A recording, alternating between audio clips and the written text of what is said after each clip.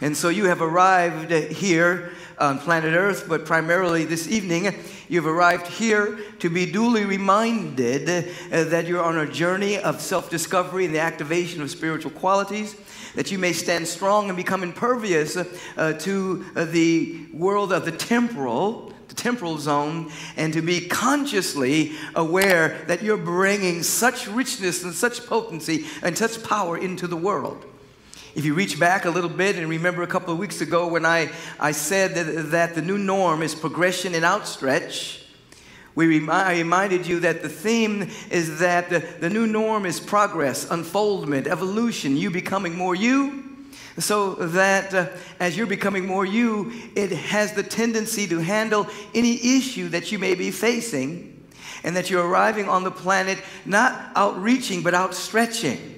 Not outreaching to get something, but outstretching with what you already have. And so there's an extension and an outstretching of the love and the peace and the abundance, the ingenuity and the resourcefulness that looks like to many people that you've reached out and grabbed something, but in reality you've reached out from within with it and made it visible from the depth of your being. So you have arrived here and you're unpacking with your spiritual practice that you already have everything, and now you're stretching out. You're outstretching with the good. The theme of our evening continues to be turning the other cheek, forgiveness, and real freedom. Areas that we can always uncover to a greater and greater degree. And oftentimes when people hear on the spiritual path about turning the other cheek, they have a tendency to think that perhaps Jesus Christ was speaking about masochism on some level. That if someone smites you on one cheek, turn the other one, let them hit you again. And this type of thing. And of course, being the brilliant spiritual genius that he was not speaking in such literal terms, slap me, slap me, slap me. He wasn't speaking at that level. He was talking about metaphorically turning and giving another energy for an energy that's coming in your direction. When in fact you become more involved with your real nature and being, you realize that when you're in the world, you move to a level where you're not arguing with people. You're having a tendency to argue with an issue rather than an individual. And when you're arguing with an issue rather than an individual, you seek to take things personally. And so when an individual comes at you with so-called negative energy, you don't turn the other cheek to be hit again with negative energy. You turn the other cheek and give a much more affirmative, uplifting, positive energy to the degree that you've become free in yourself. You can't do this unless there's a modicum of freedom. You can't do this unless there's a modicum of expanded awareness. You can't do this unless there's a modicum of spiritual practice that allows you to separate yourself from taking things personally and stepping into an awareness that you're basically arguing with an issue, not with a person. Are you following what I'm saying? Yes.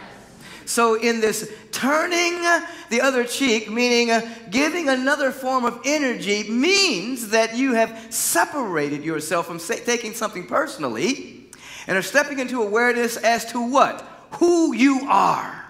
As to what? Who you are as a spiritual being. As to what? Who you are as an emanation of the Most High God, untouched by time and circumstance. And of course, we can hold this at an abstract or a metaphysical level, or you can get down in spiritual practice, dust yourself off, and pray and meditate and affirm and study and fellowship until there becomes a burgeoning awareness as to who you are as a spiritual being.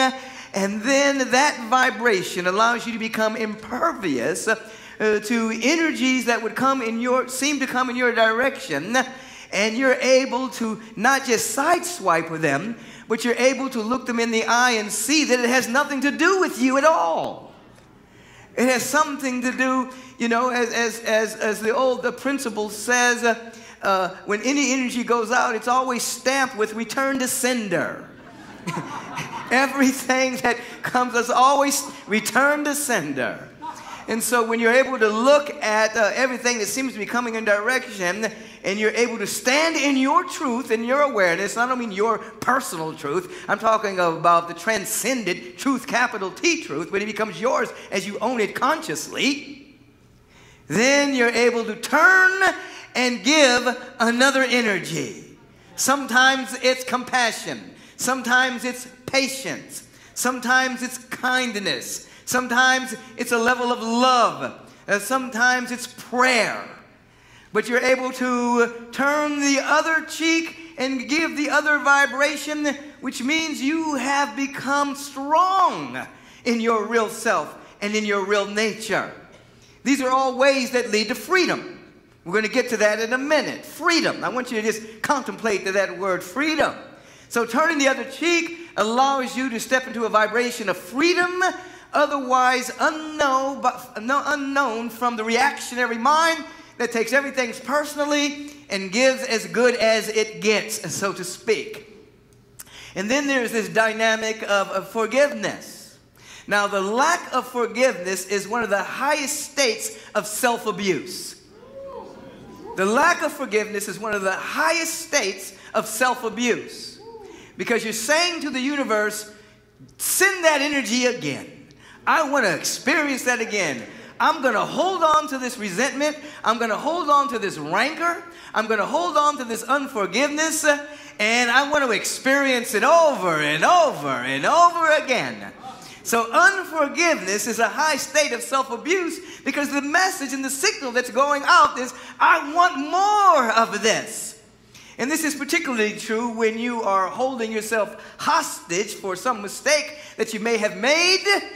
That sense of unforgiveness creates a cyclical loop in the mind, along with the toxic chemicals that go with it, and it becomes a very addictive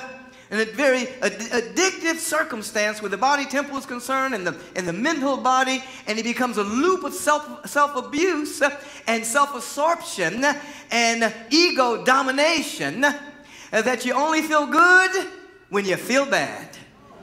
You only feel good when you feel bad. And your message becomes, I feel bad, therefore I am. I have drama, therefore I am. It's a reverse of the life principle that is within you, that is leading you into levels of bliss and ecstasy. Levels of joy and well-being, unbound by circumstance, nor determined by circumstance. A bliss and an ecstasy, as the reading reminded us by Angela Richardson today, that can come in a moment that you let go and you say, just for today. Just for this moment. Just for this nanosecond. Just for this instant. I'm willing to let it be all right.